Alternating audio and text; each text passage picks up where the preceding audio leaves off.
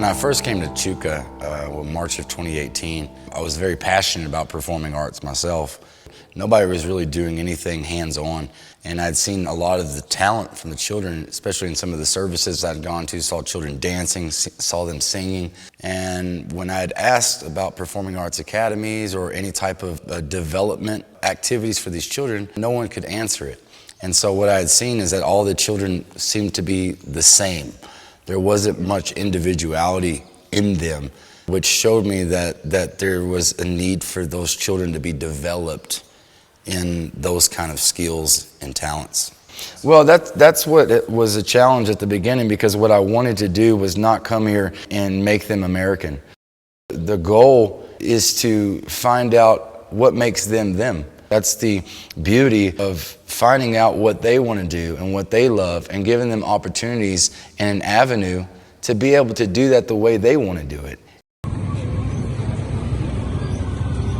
Well, I think it's beautiful here in Chuka because in this area, most of the people I've known here may struggle a bit to put food on the table, but most of the people here don't go hungry. Yes, there are areas in Tharakanithi that definitely are in a form of poverty I've never experienced before. I think last time we did the statistics was about 6,000 kids out of the population here seem to struggle to put shoes on their feet, school uniforms. However, my model of what I wanted to do was come in and elevate the family structure by employing the mother so that she can pay her own fees, pay her own food, pay her own clothing, and then I would be able to take the child and develop and deploy them into their craft in some form of arts. If I can sustain the mother, because she's the backbone of the community here, if I can sustain her, then the family structure itself will be sustained.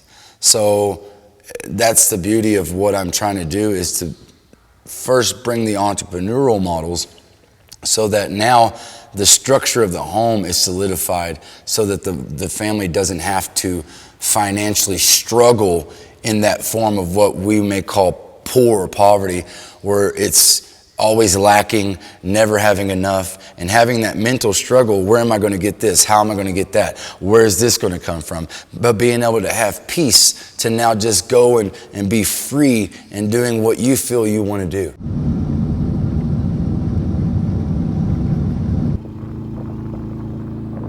I think when I first came here, I didn't really know what Kenya would be like.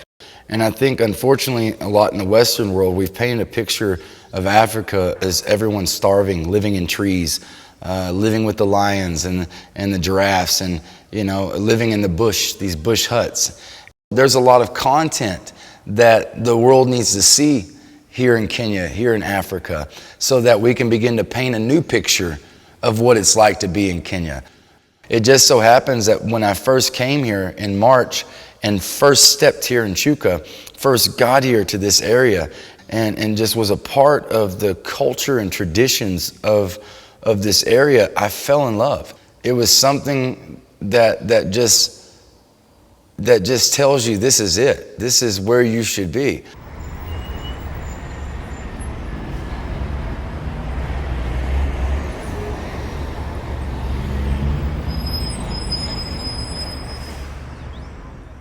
I did work in Kibera, and just from the work that I did, I saw when you give these children an opportunity to express themselves, there's a freedom. It's a time that while they're doing it, they don't feel impoverished. They don't feel like their dad was beating them, or they don't have another avenue to express the struggles and the tribulations that some of these children have to go through in the household.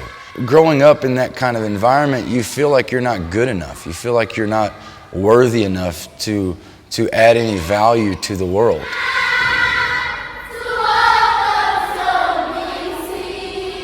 What performing arts can do, you can channel some of those emotions that you may have experienced into a specific character.